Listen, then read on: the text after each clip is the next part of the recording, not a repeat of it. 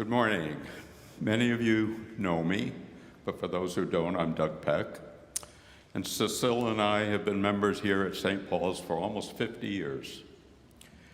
Although I certainly consider myself to be a spiritual person, or I wouldn't have stayed here 50 years, I also know I'm a very practical person. So I think you're going to hear a mix of comments from me this morning. Stewardship. We're all familiar with the term, and we all usually associate it with money. But it's more than that. Stewardship in the church refers to the responsibility that we all have in maintaining and using wisely the gifts that God has provided us. Before I address some stewardship thoughts, I'm going to relate a bit of personal and St. Paul's history, as I feel they're related to stewardship. Cecile and I married in 1970 and immediately settled here in Newburyport. Our two sons were born in 1972 and 1975. By 1978, we felt Sunday school was appropriate for our boys. I was raised in the Episcopal Church, so St. Paul's was one of the churches we decided to consider. By the way, when you come forward for communion, take a quick glance at the photo I left down here on the table. It's our two boys almost 50 years ago during Sunday school at the altar in St. Anna's Chapel. I often say it was probably the last time they hugged each other. So why do I mention this?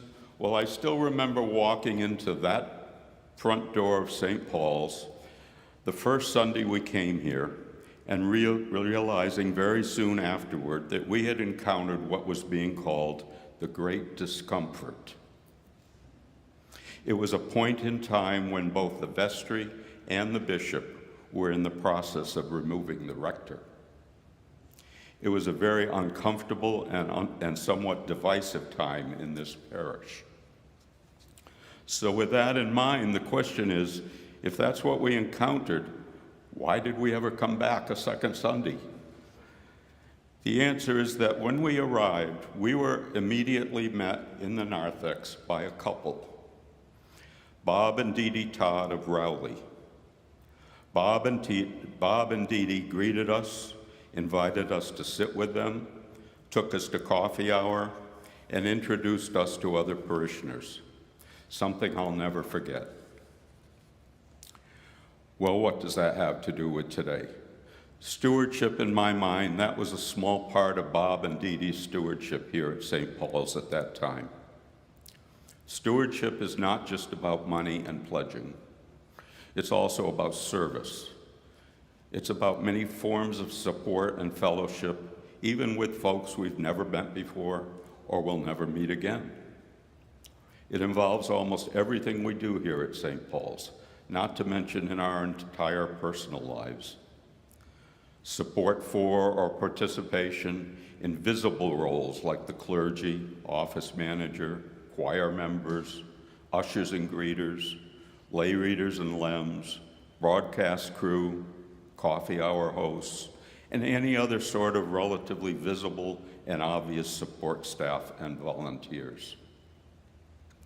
But it also includes participation or support for somewhat less visible but important roles, such as altar guild members, church school teachers, finance, property, gardens, and other committee members, knitters, and so forth.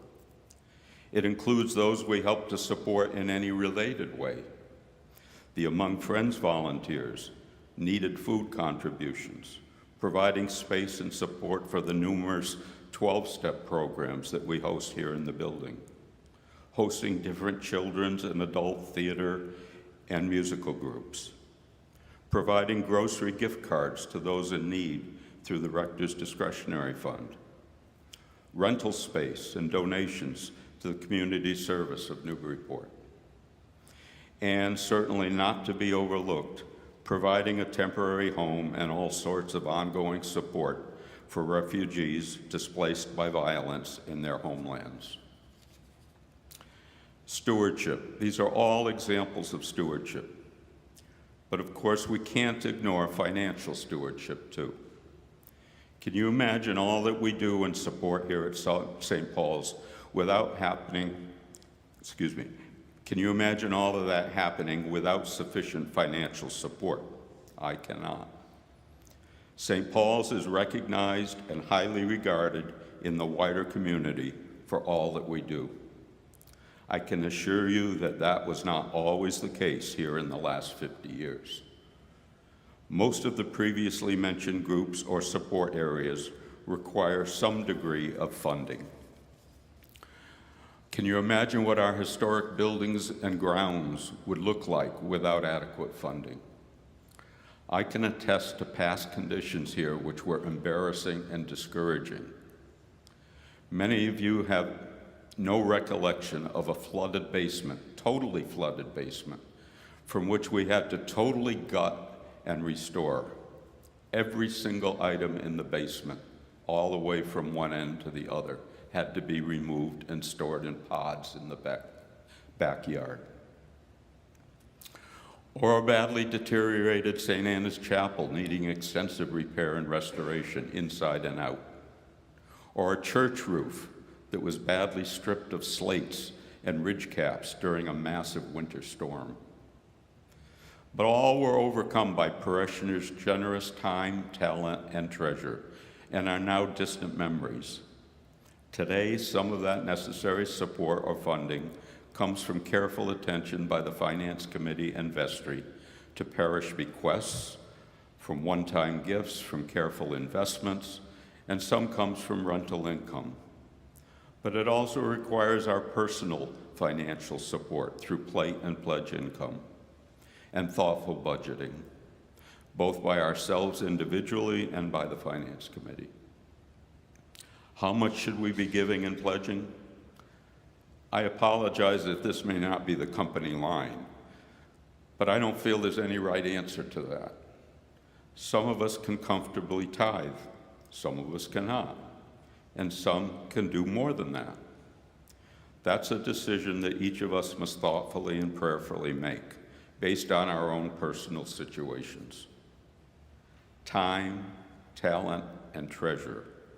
All three are part of stewardship here at St. Paul's.